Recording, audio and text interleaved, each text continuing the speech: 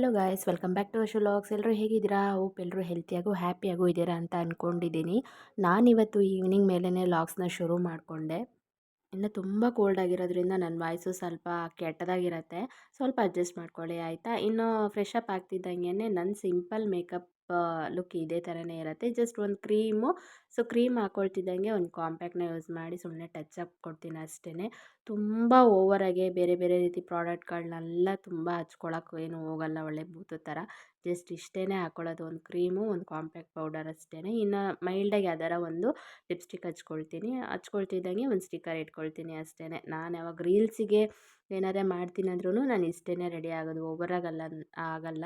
ಹಬ್ಬ ಅಂದರೆ ಎಕ್ಸ್ಟ್ರಾ ಇನ್ನೂ ಒಂದು ಕಾಜಲ್, ಒಂದು ಹೈ ಬೋಲ್ಡ್ ಆಗೋದಕ್ಕೆ ಅದೊಂದು ಸ್ವಲ್ಪ ಹಚ್ಕೊಳ್ತೀನಿ ಅಷ್ಟೇ. ಇನ್ನು ಡ್ರೆಸ್ ಮ್ಯಾಚಿಗೆ ಒಂದು ಇಯರಿಂಗ್ ಹಾಕ್ಕೊಂಡು ನನ್ನ ಸಿಂಪಲ್ಲಾಗಿರೋ ಒಂದು ರೀಲ್ಸಿನ ವಿಡಿಯೋ ಶೂಟ್ ಮುಗೀತು. ಇದು ನೆಕ್ಸ್ಟ್ ಡೇ ಲಾಗ್ಸ್ ಕಂಟಿನ್ಯೂ ಆಗಿರುತ್ತೆ. ಇನ್ನು ನಾನು ಯಾವಾಗಲೂ ರಾತ್ರಿ ಟೈಮು ಮಲ್ಕೋಬೇಕಾದ್ರೆ ಅನ್ಕೋತೀನಿ, ನಾಳೆ ಏನಾದರೆ ಆಗಲಿ ಬೆಳಗ್ಗೆ ಒಂದು 6 ಗಂಟೆಗೆ ಎದ್ದೇಳೋಣ, ಬೇಗ ಬೇಗ ಕೆಲಸ ಮುಗಿಸ್ಕೊಳ್ಳೋಣ. ಏನೇನೋ ಮನಸ್ಸಿಗೆಲ್ಲ 108 ಥಾಟ್ಸ್ ಇಟ್ಕೊಂಡು ಅಂದ್ಕೊಂಡು ಮಲ್ಕೋತೀನಿ. ಬಟ್ ಅದಾದ್ರೂ ನಾಳೆ ಬೆಳಗ್ಗೆ ಕರೆಕ್ಟಾಗಿ 7 ಗಂಟೆಗೇ ನಾನು ಎದ್ದೇಳೋದು. ಅದೇನೋ ಗೊತ್ತಿಲ್ಲ, ಮೊದಲಿಂದನೂ ನನಗೆ ಬೆಳಗ್ಗೆ ಎದ್ದೇಳಬೇಕು ಅಂದರೆ ಆಗಲ್ಲ.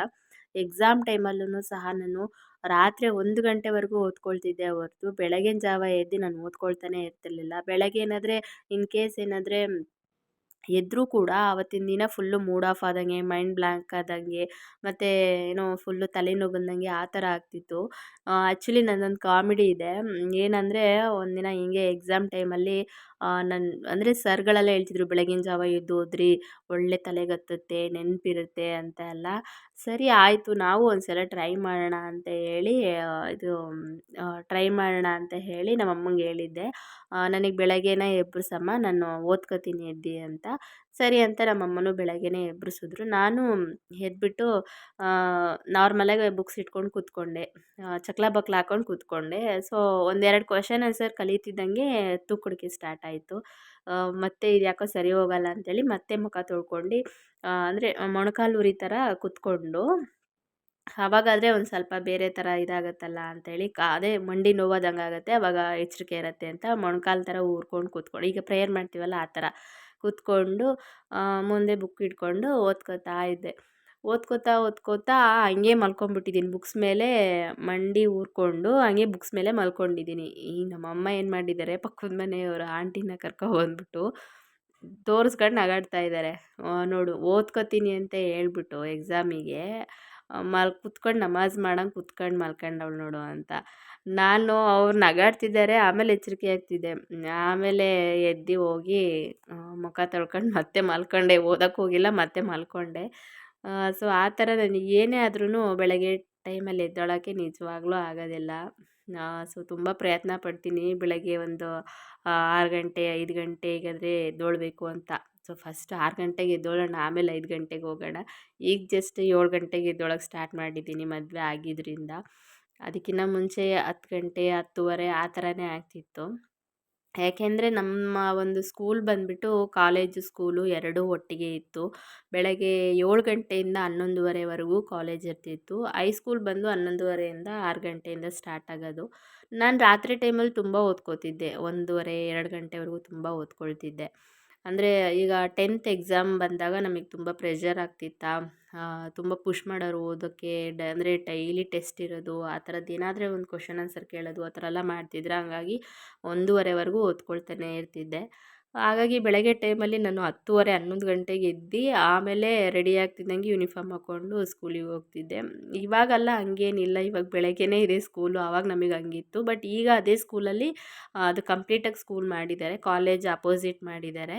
ಹಾಗಾಗಿ ಈಗ ಸೇಮ್ 9 ಗಂಟೆಯಿಂದನೇ ಮಾಡಿದ್ದಾರೆ ಈಗ ಪ್ರೆಸೆಂಟು. ನಾವು ಓದ್ಬೇಕಾದ್ರೆ 11:30ಇಂದ ಸ್ಕೂಲ್ ಇರ್ತಿತ್ತು. ಒಂದೊಂದು ಸಲ ಅನಿಸುತ್ತೆ, ಅಯ್ಯೋ ನಾವು ಓದ್ತಾ ಇರಬೇಕಿತ್ತು, ಬೇಗ ಮದುವೆ ಆಗ್ಬಿಟ್ವಲ್ಲ ಅಂತ ಅನಿಸುತ್ತೆ. ಬಟ್ ಅವಾಗೇನು ಅನಿಸೋದು ಅಂದರೆ, ಮನೇಲಿರೋರೆಲ್ಲ ಎಷ್ಟು ಚೆನ್ನಾಗಿ ಆರಾಮಾಗಿ ಟಿ ವಿ ನೋಡಿಕೊಂಡು ಊಟ ಮಾಡ್ಕೊಂಡು ಜಾಲಿಯಾಗಿರ್ತಾರೆ, ನಮಗೆ ಯಾವಾಗಲೂ ಓದೋದಿರುತ್ತೆ, ಬರೆಯೋದಿರುತ್ತೆ. ಆ ಥರನೂ ಆವಾಗ ಅನಿಸಿದೆ, ಸುಮ್ಮನೆ ಬೇಗ ಮದುವೆ ಆಗ್ಬಿಡ್ಬೇಕಪ್ಪ, ಟೆನ್ಷನ್ನೇ ಇರೋದಿಲ್ಲ ಅಂತ. ಬಟ್ ಇವಾಗ ಅನಿಸುತ್ತೆ, ನಾವು ಓದ್ಕೊಂಡಿದ್ರೇ ಎಷ್ಟೋ ಚೆನ್ನಾಗಿರ್ತಿತ್ತಲ್ಲ ಅಂತ. ಒಬ್ಬೊಬ್ಬರಿಗೆ ಒಂದೊಂದು ಸ್ಟೇಜಲ್ಲಿ ಒಬ್ಬೊಬ್ರಿಗೆ ಒಂದೊಂದು ಥರ ಸಂಕಟ ಆಗಿರುತ್ತೆ. ಇನ್ನು ನನ್ನ ಮನೆಯವ್ರಿಗೂ ಚಪಾತಿ ಮತ್ತು ಟೊಮಟೊ ಗೊಜ್ಜೆಲ್ಲ ಬೆಳಗ್ಗೆನೇ ರೆಡಿ ಮಾಡಿ ಬಾಕ್ಸಿಗೆ ಹಾಕಿ ಕೊಟ್ಟು ಕಳಿಸ್ದೆ. ಕಳಿಸ್ತಿದ್ದಂಗೆ ಇನ್ನೂ ನನ್ನ ಮಗಳಿಗೆ ಬೆಳಗ್ಗೆನೇ 8 ಗಂಟೆಗೇ ಇಂಡಿಪೆಂಡೆನ್ಸ್ ಡೇಗೆ ರೆಡಿ ಮಾಡಿ ಕಳಿಸಿದೆ. ಅವಳದ್ದು ಇವತ್ತು ಸ್ಪೀಚ್ ಇತ್ತು. ಸೊ ಸ್ಪೀಚ್ ಇತ್ತು ಅಂದ್ಬಿಟ್ಟು ಅವಳಿಗೆ ಬೆಳಗ್ಗೆನೇ ಕಳಿಸ್ದೆ. ಅದಾದಮೇಲೆ ನಾನು ಒಂದು 10:30ಗೆ ಹೊರಟಿದ್ದು. 10:30ಗೆ ಹೋಗಿ ಕರ್ಕೊಂಡು ಬಂದೆ. ಅಲ್ಲಿನೂ ಸಹ ಇದು ಸ್ವೀಟ್ ಮಾಡಿದರು. ಕೇಸರಿ ಬಾತು, ಪಲಾವ್ ಎಲ್ಲ ಮಾಡಿದರು. ಸೊ ಹಂಗೆ ಅವಳಿಗೆ ತಿನ್ನಿಸ್ಕೊಂಡು ಕರ್ಕೊಬಂದೆ. ಇಂಡಿಪೆಂಡೆನ್ಸ್ ಡೇ ಅಂದ್ರೇ ನಮ್ಮ ಚೈಲ್ಡ್‌ಹುಡ್ಡಲ್ಲಿ ಒಂಥರ ಡಿಫ್ರೆಂಟಾಗಿ ನಾವು ಸೆಲೆಬ್ರೇಟ್ ಮಾಡಿದ್ದೀವಿ. ಹೇಗೆ ಅಂದರೆ ಈ ಥರ ಇರಲಿಲ್ಲ. ಈಗ ನೋಡಿರಿ ನಾವು ಹೋದ್ವಾ, ಅಲ್ಲೇ ಫ್ಲಾಗ್ ಹಾಸ್ಟಿಂಗ್ ಎಲ್ಲ ಆಯಿತು ಸ್ಕೂಲಲ್ಲಿ. ಬಟ್ ಈಗ ಪ್ರೆಸೆಂಟ್ ಇರೋ ಸ್ಕೂಲಲ್ಲಿ ಆಗಿದೆ. ಆಮ್, ಫ್ಲಾಗ್ ಹಾಸ್ಟಿಂಗ್ ಆಯಿತು ಅಂದರೆ ಅದಕ್ಕಿಂತ ಮುಂಚೆ ಮಾರ್ಚ್ ಫಾಸ್ಟು ಎಲ್ಲ ಆಗಿರುತ್ತೆ. 2 ಮಾತಾಡಿರ್ತಾರೆ, ಭಾಷಣ ಮಾಡಿರ್ತಾರೆ, ಫ್ಲಾಗ್ ಹಾಸ್ಟಿಂಗ್ ಮಾಡಿರ್ತಾರೆ, ಸ್ವೀಟ್ ಏನಾದ್ರು ಊಟ ಕೊಟ್ಟು ಕಳಿಸ್ತಾರೆ. ಬಟ್ ನಮಗೆ ನಾವಿದ್ದಿದ್ದ ಓದ್ತಿರ್ಬೇಕಾದ್ರೆ ಅದೊಂಥರ ಚೆನ್ನಾಗಿರ್ತಿತ್ತು. ಸ್ಕೂಲಲ್ಲೂ ಎಲ್ಲ ಮಾಡ್ತಿದ್ರು. ಫ್ಲಾಗ್ ಹಾಸ್ಟಿಂಗ್ ಮಾಡೋರು, ಒಂದೊಂದು ಚಾಕ್ಲೇಟ್ ಕೊಡೋರು. ಸ್ಕೂಲಲ್ಲಿ ಚಾಕ್ಲೇಟ್ ಮಾತ್ರನೇ ಕೊಡೋದು. ಸ್ವೀಟ್ ಅಂದರೆ ಊಟ ಆ ಥರದ್ದೆಲ್ಲ ಏನೂ ಇರ್ತಿರ್ಲಿಲ್ಲ. ಅದು ಚಾಕ್ಲೇಟ್ ಈಸ್ಕೊಳ್ತಿದ್ದಂಗೆ ನಮಗೆ ಸ್ಟೇಡಿಯಮ್ಮಿಗೆ ಬರೋಕ್ಕೆ ಹೇಳೋರು. ಫ್ರೆಂಡ್ಸ್ ಜೊತೆ ನಾವೆಲ್ಲ ಸ್ಟೇಡಿಯಮ್ಗೆ ಹೋಗ್ತಾಯಿದ್ವಿ. ಅಲ್ಲಿಗೆ ಹೋದಾಗ ಅಲ್ಲಿ ಮಾರ್ಚ್ ಫಾಸ್ಟ್ ಇರೋದು. ಅಲ್ಲೂ ಒಂದು ಸಲ ಫ್ಲಾಗ್ ಹಾಸ್ಟಿಂಗ್ ಮಾಡಿರೋರು. ಅಲ್ಲಿ ಎಲ್ಲರಿಗೂ ಉಪ್ಪಿಟ್ಟು ಮತ್ತು ಕೇಸರಿ ಭಾತೆಲ್ಲ ಕೊಡೋರು. ಅಲ್ಲಿ ತಿಂದ್ಕೊಂಡು ಅಲ್ಲೆಲ್ಲ ಸುತ್ತಾಡಿಕೊಂಡು ಒಂದು ಸ್ವಲ್ಪ ಹೊತ್ತು ಪಾರ್ಕ್ ಹತ್ರ ಎಲ್ಲ ಕೂತ್ಕೊಂಡು ಫ್ರೆಂಡ್ಸ್ ಜೊತೆ ಎಲ್ಲ, ಮತ್ತು ಸ್ನ್ಯಾಕ್ಸೂ ಸ್ವಲ್ಪ ತೊಗೊಂಡೋಗಿ ಅಲ್ಲೆಲ್ಲ ತಿಂದ್ಕೊಂಡು ಆಟಾಡಿಕೊಂಡು ಎಂಜಾಯ್ ಮಾಡ್ಕೊಂಡು ಬರ್ತಾಯಿದ್ವಿ. ಆವಾಗ ಒಂಥರ ನಿಜವಾಗ್ಲೂ ಚೆನ್ನಾಗಿರ್ತಿದ್ದು. ಅದು ಸೆಲೆಬ್ರೇಷನ್ ಮಾಡೋದಕ್ಕೇನೆ ಎಲ್ಲ ಕಡೆನೂ ಫ್ಲಾಗ್ ಇಟ್ಕೊಂಡು ಕೈಯಲ್ಲಿ ಓಡಾಡ್ತಾ ಇದ್ವಿ. ಬಟ್ ಈಗೆಲ್ಲ ಹಂಗೇನು ನಾವು ಅದನ್ನು ಎಕ್ಸ್ಪೆಕ್ಟ್ ಮಾಡೋಕ್ಕಾಗ್ತಾಯಿಲ್ಲ. ಈಗ ಮಕ್ಳಿಗೆ ಏನು ಡೈರೆಕ್ಟಾಗಿ ಸ್ಕೂಲಿಗೆ ಕಳಿಸ್ತೀವಿ, ಅಲ್ಲಿ ಫ್ಲಾಗ್ ಹಾಸ್ಟಿಂಗ್ ಆಗಿರುತ್ತೆ. ಅಲ್ಲೇ ಸ್ವೀಟು ಅಂದರೆ ಊಟ ಏನಾದರೆ ಮಾಡಿಸಿರ್ತಾರೆ, ಅಲ್ಲಿಂದ ವಾಪಸ್ ಕರ್ಕೊಂಬರೋದು ಅಷ್ಟೇ ಆಗಿದೆ. ಅವರಿಗೆ ನಮ್ಮ ಥರ ಒಂದು ಲೈಫ್ ಅನ್ನೋದು ಅವರಿಗೆ ಸಿಗ್ತಾ ಇಲ್ಲ ಸ್ವಲ್ಪ. ಬಟ್ ಈಗ ಒಂದು ಪೊಸಿಷನ್ ಅಂದರೆ ಈಗ ಒಂದು ಸಿಚುವೇಶನ್ನು ಹಂಗಿದೆ. ಯಾಕೆ ಅಂದರೆ ಈಗ ಒಂದು ಹೆಣ್ಮಗುನ ನಾವು ಸಪ್ರೇಟಾಗೆ ಕಳ್ಸಂಗೆ ಇಲ್ಲ. ಏನಂತ ಹೇಳಕ್ಕೆ ಬರೋದಿಲ್ಲ ಆ ಥರ. ನಾವೆಲ್ಲ ನಮಗೆ ಆ ಥರ ಭಯನೇ ಇರ್ತಿರ್ಲಿಲ್ಲ. ಒಬ್ಬೊಬ್ಬರೇ ಹೋಗ್ತಾ ಇದ್ರೂ ಭಯ ಇರ್ತಿರ್ಲಿಲ್ಲ.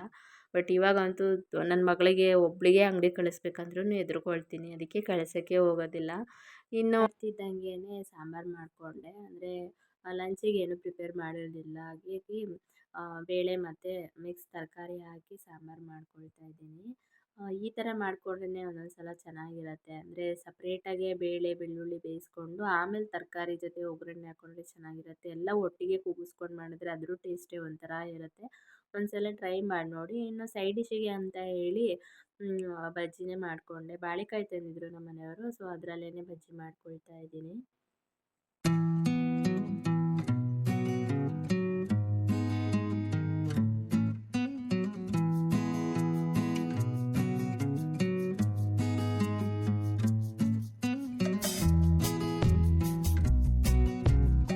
ನನ್ನ ಪಾಪುಗೆ ಯಾವಾಗ್ಲೂ ಆಚೆಯಿಂದ ಬಾಳೆಹಣ್ಣು ತಗೊಬಂದು ತಿನ್ನಿಸ್ತಾ ಇದ್ದೆ. ಹಂಗಾಗಿ ನಮ್ಮ ಅತ್ತೆನೂ ಅವ್ರಿಗೆ ಪರಿಚಯ ಇರೋರೊಬ್ಬರ ತೋಟದಿಂದ ಬಾಳೆಹಣ್ಣನ್ನ ಕಿತ್ಕೊಬರಕ್ಕೆ ಹೇಳಿದ್ರು. ಅದು ಕಾಯಿ ಇತ್ತಲ್ಲ, ಹಾಗಾಗಿ ಈ ಥರ ಚೀಲದಲ್ಲಿ ಸುತ್ತಿಡಿ ಅಂತ ಕೊಟ್ಟು ಕಳಿಸಿದ್ರು. ಸೊ ಅದಕ್ಕೆ ಹಂಗಿಡ್ತಿದ್ದೀನಿ. ಮುಂಚೆ ಎಲ್ಲ ಒಂದು ಸ್ವಲ್ಪ ಊದಿನ ಕಡ್ಡಿಯಲ್ಲಿ ಹೊಗೆ ಕೊಟ್ಟರೆ ಸಾಕು, ಅಂದರೆ ಹಣ್ಣಾಗ್ತಾಯಿತ್ತು. ಬಟ್ ನಾನು ಯಾವಾಗಲೂ ಹಾಗೆ ಹಣ್ಣಿಗಿಡ್ತಾ ಇದ್ದೆ. ಎಲ್ಲಾದರೂ ಒಂದು ಕಡೆ ಹ್ಯಾಂಗ್ ಮಾಡಿಬಿಟ್ಟು ಅದಕ್ಕೆ ಊದಿನ ಕಡ್ಡಿ ಸಿಕ್ಕಿಸಿ ಇಟ್ಬಿಡ್ತಿದ್ದೆ. ಆ ಹೊಗೆಗೆ ಅದು ಹಣ್ಣಾಗ್ತಿತ್ತು. ಬಟ್ ಇವಾಗ ಈ ಥರ ಸುತ್ತಿಡು ಅಂತ ಹೇಳಿ ಕೊಟ್ಟು ಕಳಿಸಿದ್ದಾರೆ. ಸೊ ನೋಡೋಣ, ಒಂದೇ ಒಂದು ಹಣ್ಣಾಗಿತ್ತು, ಹಾಗಾಗಿ ಹಾಗೆ ಇಟ್ಟಿದ್ದೀನಿ. ಇನ್ನೂ ಒಂದು 3 ಡೇಸ್ ಬೇಕಾಗತ್ತೆ ಅನಿಸುತ್ತೆ.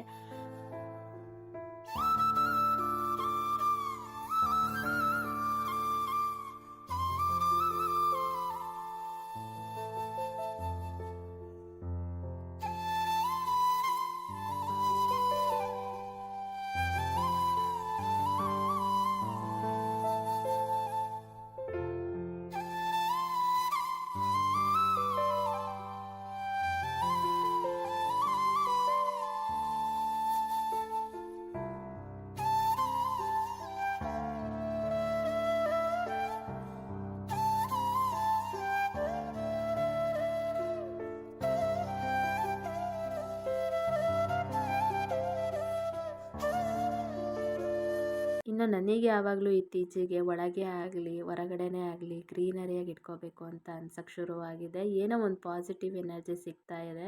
ಸೊ ಇದು ಬೆಳೆದಷ್ಟು ಏನೋ ಒಂದು ಖುಷಿ ಅನಿಸುತ್ತೆ. ಹಾಗಾಗಿ ಇದನ್ನು ಮನಿ ಪ್ಲ್ಯಾಂಟ್ಸ್ನ ನಾನು ಇಟ್ಕೊಳ್ಳೋಕೆ ಶುರು ಮಾಡಿದೆ. ಬಟ್ ಇದಕ್ಕೇನು ಮಣ್ಣೇ ಬೇಕು ಅಂತ ಏನಿಲ್ಲ. ಅಂದರೆ ಆಲೋವೆರಾಗೂ ಅಷ್ಟೇ ನೀರಿದ್ರೂ ಸಾಕು, ಹಾಗೆ ಆದ್ರೂ ಬೆಳ್ಕೊಳ್ಳುತ್ತೆ. ಈ ಸ್ನೇಕ್ ಪ್ಲ್ಯಾಂಟು ಅಷ್ಟೇ ಆಗಲೇ ಪಕ್ಕ ಒಂದು ಸಣ್ಣ ಗಿಡ ಬಿಟ್ಟಿದೆ. ಏನೋ ಒಂಥರ ಖುಷಿ ಅನಿಸುತ್ತೆ, ಮರಿ ಆಗ್ತಿದೆ ಅಂತ ಏನೋ ಖುಷಿ ಆಗ್ತಿರತ್ತೆ. ನನ್ನ ಮಗಳು ಅದನ್ನೆಲ್ಲ ಮುಟ್ಟುತ್ತಾಳಲ್ಲ ಹಾಗಾಗಿ. ಬಟ್ ಅದು ಸ್ನೇಕ್ ಪ್ಲ್ಯಾಂಟ್ ಅನ್ನೋದು ಬಂದು ತುಂಬ ಒಳ್ಳೆಯದು ಒಳಗಡೆ ಇರೋದು. ಅಂದರೆ ಅಂದರೆ ಹೇರ್ ಪ್ಯೂರಿಫೈಯರ್ ಅಂತ ಹೇಳ್ತಾರಲ್ಲ ಆ ಥರ. ಬಟ್ ಅದರದ್ದೇನು ಒಂದು ಅಂದರೆ ಅಡ್ವಾಂಟೇಜ್ ಇರುತ್ತೋ ಅಷ್ಟೇ ಡಿಸ್ಅಡ್ವಾಂಟೇಜು ಇರುತ್ತೆ. ಏಕೆಂದರೆ ಅದು ಬೇರೆ ಗಿಡಗಳ ಥರ ಅಲ್ಲ, ಬಾಯಲ್ಲೆಲ್ಲ ಇಡಕ್ಕೆ ಹೋಗ್ಬಾರ್ದು, ಫುಲ್ಲು ಪಾಯ್ಸನ್ ಅದು ಸ್ನೇಕ್ ಪ್ಲ್ಯಾಂಟು. ಅಂದರೆ ತುಂಬ ಒಳ್ಳೆಯದು, ಅಂದರೆ ಹೇರ್ ಪ್ಯೂರಿಫೈಯರಿಗೆ. ಹೊರಗಡೆನೂ ಇಟ್ಕೊಳ್ಬೋದು, ಮನೆ ಒಳಗೂ ಇಟ್ಕೊಳ್ಬೋದು, ಏನೂ ಹಾಳಾಗೋದಿಲ್ಲ ಅದು. ಇನ್ನು ತುಂಬ ಚೆನ್ನಾಗೇ ಗಿಡ ಬೆಳ್ಕೊಳ್ಳುತ್ತೆ. ಆದಷ್ಟು ಅದನ್ನ ಇಡಬೇಕಾದ್ರೆ ಒಂದು ಸ್ವಲ್ಪ ದೊಡ್ಡ ಪಾಟಲ್ಲೇ ಇಟ್ಕೊಂಡ್ರೆ ತುಂಬ ಪಕ್ಕನೇ ಬೆಳ್ಕೊಳ್ಳುತ್ತೆ. ಇನ್ನು ತುಂಬ ದಿನದಿಂದ ಕೆಲವೊಂದು ಬಟ್ಟೆಗಳನ್ನ ಆಲ್ಟ್ರನೇಷನ್ ಮಾಡಬೇಕು ಅಂದ್ಕೊಂಡಿದ್ದೆ. ಆನ್ಲೈನಲ್ಲಿ ತೊಗೊಂಡಿದ್ದಾಗಿರ್ಬೋದು, ಮನೇಲಿ ಚಿಕ್ಕ ಪುಟ್ಟ ಸ್ಟಿಚ್ ಮಾಡ್ಕೊಳ್ಳೋದೆಲ್ಲ ಆಗಿರ್ಬೋದು, ಮಾಡ್ಕೋಬೇಕು ಅಂದ್ಕೊಂಡೆ. ಬಟ್ ಮಿಷಿನ್ ಆಚೆನೇ ತಂದಿರಲಿಲ್ಲ. ಏನಾದರೂ ಎಮರ್ಜೆನ್ಸಿಗಾದರೆ ಅಲ್ಲೇ ಒಳಗಡೆನೇ ಮಾಡ್ಕೊಳ್ತಿದ್ದೆ. ಇವಾಗ ಸ್ವಲ್ಪ ತುಂಬ ಇತ್ತಲ್ಲ ಅಂತ ಹೇಳಿ ಒಂದು ಸ್ವಲ್ಪ ಆಲ್ಟ್ರನೇಷನ್ ಮಾಡ್ಕೊಳ್ತಿದ್ದೆ. ಇನ್ನು ಪಾಪುನೂ ನಮ್ಮಮ್ಮ ಇಟ್ಕೊಂಡಿದ್ರಲ್ಲ, ಹಾಗಾಗಿ ಮಾಡ್ಕೊಳ್ತಾ ಇದ್ದೀನಿ. ಇಲ್ಲಾಂದರೆ ಅದನ್ನು ಮಾಡ್ಕೊಳಕ್ಕಾಗ್ತಾ ಇರಲಿಲ್ಲ. ಇನ್ನು ಸಂಜೆಗೆ ಸ್ನ್ಯಾಕ್ಸಿಗೆ ಅಂತ ಹೇಳಿ ಅವತ್ತು ಅಮ್ಮ ಜೋಳ ತಂದು ಕೊಟ್ಟಿದ್ರಲ್ಲ, ಸೊ ಅದರಲ್ಲೇ ಏನಾದರೆ ಮಾಡೋಣ ಅಂತ ಮಾಡ್ಕೊಳ್ತಾ ಇದ್ದೀನಿ. ಯಾವಾಗ್ಲೂ ಒಂದೇ ಸಲ ಬೇಯಿಸ್ಕೊಂಡು ಅದನ್ನು ಹಾಗೆ ತಿಂತಾ ಇರ್ತೀವಿ. ಸ್ವಲ್ಪ ಏನಾದರೆ ಜೋಳದ ಕೋಸಂಬರಿ ಥರ ಏನಾದರೆ ಮಾಡ್ಕೊಳ್ಳೋಣ ಅಂತ ಹೇಳಿ ಸ್ವೀಟ್ ಕಾರ್ನಿಂದು ಕೋಸಂಬರಿ ಮಾಡ್ಕೊಳ್ತಾ ಇದ್ದೀನಿ. ತುಂಬಾ ಚೆನ್ನಾಗಿರುತ್ತೆ. ನಾನು ಯಾವಾಗ್ಲೂ ಅದೆಲ್ಲ ತಿನ್ನಲ್ಲ, ನಮ್ಮ ಮನೆಯವರೇ ಜಾಸ್ತಿ ಮಾಡ್ಕೊಳ್ಳೋದು ಈ ಕೋಸಂಬರಿ ಎಲ್ಲ. ನಾನು ಇವತ್ತೇನಂದರೆ ಕ್ಯಾರೆಟು ಅದನ್ನೆಲ್ಲ ಹಾಕಿ ಮಾಡಿದ್ರೆ ಹೆಲ್ತಿಯಾಗಿರತ್ತಲ್ಲ ಅಂತ ಹೇಳಿ ಮಾಡ್ತಾಯಿದ್ದೀನಿ. ಹಾಗೇ ತಿನ್ನೋಕ್ಕೂ ಒಂಥರ ತಿನ್ನೋಕ್ಕೂ ಒಂಥರ ಬೇಜಾರಲ್ವಾ, ಹಂಗಾಗಿ ಬೇಯಿಸಿ ತಿನ್ನೋದು ಬೇಡ, ಒಂದು ಸ್ವಲ್ಪ ಡಿಫ್ರೆಂಟಾಗಿ ಮಾಡ್ಕೊಳ್ಳೋಣ ಅಂತ ಹೇಳಿ ಮಾಡಿಕೊಂಡೆ. ಅಷ್ಟೊತ್ತಿಗೆ ತೆಂಗಿನಕಾಯಿನೂ ಖಾಲಿಯಾಗಿತ್ತು, ನಾನು ನೋಡಿರಲಿಲ್ಲ. ಹಂಗಾಗಿ ನಾನೇ ಸುಲಿತಾ ಇದ್ದೆ. ಬಟ್ ಸುಲಿಯೋಕ್ಕಾಗಿಲ್ಲ, ತುಂಬ ದೊಡ್ಡದಾಗಿತ್ತು ಅದು, ತುಂಬ ಗಟ್ಟಿಯಾಗೂ ಇತ್ತು. ಸಾಮಾನ್ಯ ಕೆಲವೊಂದು ಗಟ್ಟಿಯಾಗಿರೋದಿಲ್ಲಲ್ಲ ಅಂತ ನಾನೇ ಸುಲ್ಕೋತೀನಿ. ಇದು ಒಂದು ಅರ್ಧಂಬರ್ಧ ಸುಲಿದಿಟ್ಟೆ. ಅಷ್ಟೊತ್ತಿಗೆ ನಮ್ಮ ಮನೆಯವ್ರು ಬಂದ್ರಲ್ಲ, ಅವ್ರ ಹತ್ರನೇ ಸುಲಿಸ್ಕೊಂಡು ಒಂದು ಬಾಕ್ಸಿಗೆ ಹಾಕಿಟ್ಬಿಟ್ಟೆ. ಇನ್ನು ಆಲ್ರೆಡಿ ನಾನು ಕ್ಯಾರೆಟು, ಈರುಳ್ಳಿ, ಕೊತ್ತಂಬರಿ ಸೊಪ್ಪು ಎಲ್ಲ ಜೋಡಿಸಿ ಇಟ್ಕೊಂಡಿದ್ದೆ. ಒಗ್ಗರಣೆ ಹಾಕ್ಕೊಬೋದು, ಅಂದರೆ ಜೋಳ ಬೇಯ್ದುಕೊಳ್ತಿದ್ದಂಗೆ ಒಗ್ಗರಣೆ ಹಾಕ್ಕೊಳ್ಬೋದು ಅಂತ. ತೆಂಗಿನಕಾಯಿ ಇರಲಿಲ್ಲ ಅಂತ ಒಂದು ಸ್ವಲ್ಪ ವೆಯ್ಟ್ ಮಾಡ್ತಿದ್ದೆ. ಇನ್ನು ಕ್ಯಾರೆಟು, ಕೊಬ್ಬರಿ ಎಲ್ಲದನ್ನು ಹಾಕ್ಕೊಂಡು, ಈರುಳ್ಳಿ ಎಲ್ಲದನ್ನು ಹಾಕ್ಕೊಂಡು ಒಂದು ಸ್ವಲ್ಪ ಅಚ್ಚ ಖಾರದ ಪುಡಿ, ಚಾಟ್ ಮಸಾಲ ಹಾಕ್ಕೊಂಡು ತುಂಬ ಚೆನ್ನಾಗಿರುತ್ತೆ. ಪೆಪ್ಪರು, ಉಪ್ಪು ಎಲ್ಲ ಹಾಕಿ ಮಿಕ್ಸ್ ಮಾಡಿ ಒಣಮೆಣಸಿನ್ಕಾಯಿ, ಸಾಸಿವೆ, ಕರಿಬೇವಿನ ಸೊಪ್ಪು ಹಾಕಿ ಒಂದು ಸ್ವಲ್ಪ ಒಗ್ಗರಣೆ ಕೊಟ್ಕೊಂಡೆ. ತುಂಬಾ ಚೆನ್ನಾಗಿತ್ತು ತಿನ್ನೋದಕ್ಕೆ. ನನಗೆ ಈ ಕೋಸಂಬರಿ ಅಂದ್ರೇ ಆಗಲ್ಲ. ಅದು ಬಂದು ನಾರ್ಮಲ್ ಕೋಸಂಬರಿ ಮಾಡ್ತಾರಲ್ಲ, ಹೆಸ್ರುಬೇಳೆ ಕೋಸಂಬರಿ, ಅದೆಲ್ಲ ಏನು ಇಷ್ಟ ಆಗಲ್ಲ. ಇದಂದರೆ ಒಂದು ಸ್ವಲ್ಪ ತಿನ್ಬೋದು ಅನಿಸುತ್ತೆ. ಬಟ್ ಚೆನ್ನಾಗಿತ್ತು. ಇನ್ನು ನನ್ನ ಮಗಳಿಗೆ ಒಂದು ಸಲ ಕೊಟ್ಟೆ, ಅವಳು ಹಾಗೆ ಬೇಯಿಸಿದ್ದು ಹಾಗೆ ತಿಂತಿದ್ಲಲ್ಲ, ಇದೊಂದು ಸಲ ಟೇಸ್ಟ್ ಮಾಡು ಅಂತ ಹೇಳಿದ್ದಕ್ಕೆ ಒಂದು ಬಟ್ಲಿಗೆ ಹಾಕ್ಕೊಡು ಅಂತ ಹೇಳಿದ್ಲು. ಇನ್ನು ನಾನು ನನ್ನ ಮಗಳೂ ಬಟ್ಲಿಗೆ ಹಾಕ್ಕೊಂಡು ತಿಂದ್ವಿ. ಸೊ ಆ ಡೇ ಹಾಗೆ ಹೋಯಿತು. ಇದು ಇವತ್ತಿನ 2 ಡೇಸ್ ವ್ಲಾಗ್ ಆಗಿರುತ್ತೆ. ವಿಡಿಯೋ ಇಷ್ಟ ಆದರೆ ಪ್ಲೀಸ್ ಲೈಕ್ ಮಾಡಿ. ನಿಮಗೇನಾದರೂ ಕ್ವೆಶನ್ ಕೇಳಬೇಕು ಅಂತಂದರೆ ಕಮೆಂಟ್ ಬಾಕ್ಸಲ್ಲಿ ಕೇಳಿ. ನೆಕ್ಸ್ಟ್ ವೀಡಿಯೋದಲ್ಲಿ ಸಿಗ್ತೀನಿ. Thank you. Say again.